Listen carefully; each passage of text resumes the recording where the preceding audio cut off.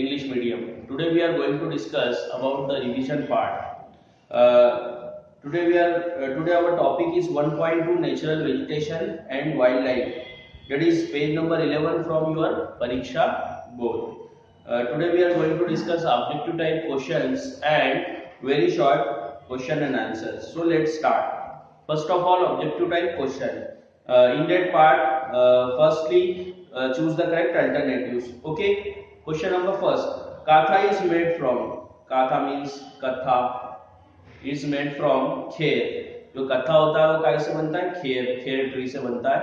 Now second, types of spices of plants are found in. Means how many type of species of plant are found in India. मतलब कितने type की species plant species India में पाई जाती है. तो देखिए आपको डी ऑप्शंस लिखना है यहाँ पर 46,000. यहाँ पर चार ऑप्शन दिए हुए 44,000, 64,000 और 56,000.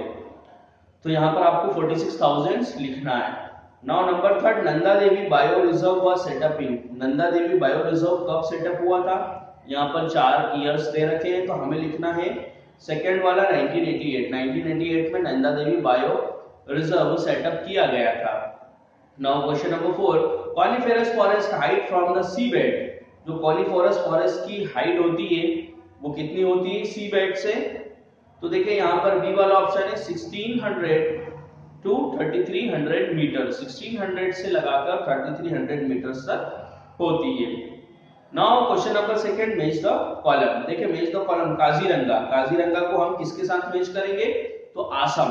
काजीरंगा जो पार्क है वो आसम में है. नाउ सेकंड, रणथंबोर को हम मैच करेंगे राजस्थान के साथ. रणथंबोर कहां पर है? राजस्थान में है. देखिए रणथंबोर एक्सप्रेस भी चलती है हमारी, यहाँ ट्रेन चलती है जो कि इंदौर से लगाकर जोधपुर में जाती है. और जोधपुर कहाँ है? राजस्थान में. तो यहाँ से आप अंदाजा लगा लीजिए कि जो रणथंबोर है वो राजस्थान में है. Number third, Bandhavgarh. भाई बांधवगढ़ कहाँ है? मध्य प्रदेश के अंदर है Bandhavgarh national park. Now Nanda Devi के बारे में अभी हम पढ़ चुके हैं तो ये है उत्तरांचल के अंदर. नंबर 5, कानाकिसली कहाँ है? तो देखिए कानाकिसली भी मध्य प्रदेश के अंदर ही है. ओके. नाउ आंध्र प्रदेश का मैच किसके साथ होगा? तो आंध्र प्रदेश का मैच होगा तेलंगाना के साथ, क्योंकि जो आंध्र प्रदेश है और तेलंगाना ये जो दो स्टेट हैं ये डिवाइड हुए हैं. ओके. नाउ एक और यहाँ पर मैच द कॉलम्स दिया हुआ है. कॉर्बेट या जिम कॉर्बेट नेशनल पार्क वो कहां पर है? तो वो उत्तराखंड में है. फिर इसके बाद है दची गेम. जो दची गेम है ये जम्मू एंड कश्मीर में है. फिर मनास वाइल्ड लाइफ सेंचुरी है ये आसम में है. फिर नंबर 4, पेरियर जो सेंचुरी है वो केरला के अंदर है. Number 5, forest fire control project. जो फॉरेस्ट फायर कंट्रोल प्रोजेक्ट है वो चंद्रापुर के अंदर स्टार्ट की गई. Now filling the blanks. Dash made by sandal trees से क्या बनाया जाता है? तो देखिए इसका आंसर है अगरबत्ती. सैंडल ट्रीज से या चंदन की जो ट्रीज है उससे अगरबत्तियां बनाई जाती है. नंबर सेकंड, बांधवगढ़ या Shivpuri national park is in the dash state. अभी हमने पढ़ा है बांधवगढ़ और यहाँ पर ब्रैकेट में शिवपुरी भी दिया हुआ है. तो शिवपुरी कहाँ आता है? मध्य प्रदेश के अंदर आता है. ओके. तो यहाँ पर स्टेट का नाम पूछा है तो आप मध्य प्रदेश लिखेंगे. Now number third, planning for conservation of lion.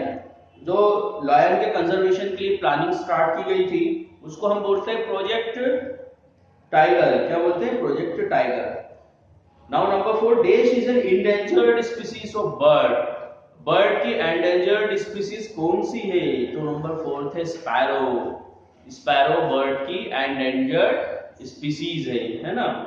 देखिए जो स्पैरोज जिसको हम गोरैया कहते थे या चिड़िया कहते थे पहले हमारे शहरों के अंदर दिख जाती थी, लेकिन अब वो दिखाई नहीं दे रही है. मतलब वो एंडेंजर्ड स्पीसीज हो गई है, एक्सटिंक्ट होने लग गई है.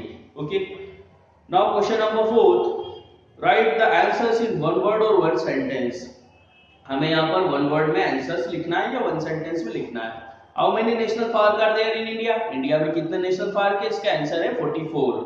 Number second, which forest found at the height of 33 metre to 3300 metres to 3600 metre. कौन से फॉरेस्ट है जो 3300 मीटर से 3600 मीटर के हाइट पर पाए जाते हैं? तो ये है एल्पाइन फॉरेस्ट। एल्पाइन फॉरेस्ट जो 33 मीटर्स के हाइट से लगाकर तो 3600 मीटर्स के हाइट तक के पाए जाते हैं। ओके, इसको हम माउंटेनियस फॉरेस्ट भी बोलते हैं। तो ये एल्पाइन फॉरेस्ट है। Number 3, in which season deciduous tree shade there leaves? कौन से सीजन के अंदर जो डेसिडियस फॉरेस्ट है उनकी ट्री शेड होती है? तो देखिए हॉट सीजन के अंदर। अभी देखिए हमारे यहाँ पतझड़ का मौसम आएगा मार्च स्टार्टिंग में या मार्च एंडिंग तक के ये चलता है। तो गर्मी का मौसम जब से स्टार्ट होने लगता है, तो गर्मी का मौसम जब स्टार्ट होता है तो पतझड़ का मौसम भी आ जाता है। जो डेसिडियस फॉरेस्ट के पेड़ हैं वो अपने लीव्स को शेड करते हैं। Now number 4, name the first biosphere reserve in India. India का पहला बायोस्फीयर रिजर्व कौन सा था? तो यहाँ पर आंसर है नीलगिरी। जो नीलगिरी है वो इंडिया का पहला बायोस्फीयर रिजर्व था। Number 2, name the leaves of a tree used in the beedi industry. Beedi बनाने के लिए बीड़ी इंडस्ट्री में कौन सी पेड़ की पत्ती का इस्तेमाल होता है? तो तेंदू का इस्तेमाल यहाँ होता है। नाउ नंबर 5, राइट ट्रू और false. Thorny forest and scrub found on the Malwa plateau. Thorny forest और स्क्रब मालवा प्लेटू में पाए जाते हैं। ओके, तो देखें यहाँ पर ट्रू लिखा है, लेकिन ये मुझे लगता है फॉल्स होना चाहिए। थॉर्नी फॉरेस्ट और स्क्रब आपके राजस्थान में पाए जाते हैं। मींस जहाँ पर गर्मी ज्यादा होती है, जहाँ की जो रेतीली जमीन होती है, मॉइस्चर बिल्कुल कम होता है, तो वहां पर थॉर्नी फॉरेस्ट एंड स्क्रब पाए जाते हैं, है ना। तो ये फॉल्स होगा। Now number 2, tropical deciduous forest region receive rainfall more than 200 centimetre. जो ट्रॉपिकल डेसिडियस फॉरेस्ट है वहां पर 200 सेंटीमीटर से ज्यादा रेनफॉल होती है। ये भी फॉल्स है। ट्रॉपिकल डेसिडियस फॉरेस्ट में 200 नहीं होती है ना, 150 तक की होती है। Now number 3, India has 105 century. India में 105 सेंचुरीज है, तो ये फॉल्स है। Number 4, in marshy land poisonous species are found. Marshy land में पॉइजनस स्पीसीज फाउंड होती है, ये सही है। जो मार्शी लैंड होते हैं वहां पर पॉइजनस स्पीसीज हमें मिल सकती है। Bark of Sundari tree is used for tanning leather. ये भी ट्रू है। जो सुंदरी ट्री है उसकी जो बार्क या छाल का काम लेदर को टैन करने के लिए किया जाता है, बिल्कुल सही है। Now Manas wild life sanctuary is located in Sikkim. ये फॉल्स है। मनास वाइल्ड लाइफ सेंचुरी हम अभी देख चुके हैं मेन कॉलम में, वो आसम के अंदर है। तो देखिए यहाँ पर कुछ क्वेश्चंस ऐसे होते हैं जो एक दूसरे से रिलेट होते हैं। यदि आपको उनका आंसर याद है तो आप दूसरों का भी लिख सकते हैं। जैसे अभी हमने देखा था कि मनास वाइल्ड लाइफ सेंचुरी कहाँ है? आसम में। अब यहाँ पर सेम क्वेश्चन आपसे पूछ लिया ट्रू और फॉल्स के फॉर्मेट में, तो आपको इसको आंसर देना है। देखिए यहाँ इन्होंने सिक्किम कह दिया तो हमने इसको फॉल्स बताया है। Now answer the following in very short. Question number 1, write 2 ways to protect tiger. 2 ऐसे वेज बताना है जिसके जरिए हम टाइगर को प्रोटेक्ट करते हैं। देखिए सबसे पहला तो है to manage the national park without harming the wildlife. National park को मैनेज करना किसी वाइल्ड लाइफ को हार्म किए बगैर। सेकंड है हंटिंग और poaching should be completely banned. जो हंटिंग और पोचिंग है वो बिल्कुल पूरी तरीके से बैन कर देना चाहिए। Now number 2, what is elephant and tiger reserve. Elephant and tiger reserve क्या है? तो देखिए 1973 में टाइगर रिजर्व प्रोटेक्ट स्टार्ट किया गया हमारी कंट्री के अंदर। देखिए ये इसलिए स्टार्ट किया गया है कि जो टाइगर एक्सटिंक्ट होते जा रहे थे तो उनकी पॉपुलेशन को मेंटेन किया जा सके, बढ़ाया जा सके। फिर इसके अलावा एलिफेंट को कंजर्व करने के लिए एलिफेंट रिजर्व प्रोजेक्ट स्टार्ट किया गया। ओके, आज हमारे देश के अंदर 14 एलिफेंट रिजर्व वर्क कर रहे हैं, रन कर रहे हैं। Number 3, on the basis of distribution classify the type of forest. हमें फॉरेस्ट का क्लासिफिकेशन बताना है कि इंडिया के अंदर कितने टाइप के फॉरेस्ट पाए जाते हैं। तो देखिए सबसे पहले एवरग्रीन फॉरेस्ट, इसको ट्रॉपिकल एवरग्रीन फॉरेस्ट भी कहते हैं। सेकंड नंबर पे है मानसून फॉरेस्ट या डेसिडियस फॉरेस्ट, इसको ट्रॉपिकल डेसिडियस फॉरेस्ट भी कहते हैं। इसको 2 पार्ट में डिवाइड किया गया है, एक तो मॉइस्ट डेसिडियस फॉरेस्ट और एक ड्राई डेसिडियस फॉरेस्ट। फिर इसके बाद में डेजर्ट फॉरेस्ट, इसको थॉर्नी फॉरेस्ट एंड बुशेस भी कहते हैं। कहीं पर अगर थॉर्नी फॉरेस्ट एंड बुशेस आता है तो आप कंफ्यूज मत होइए।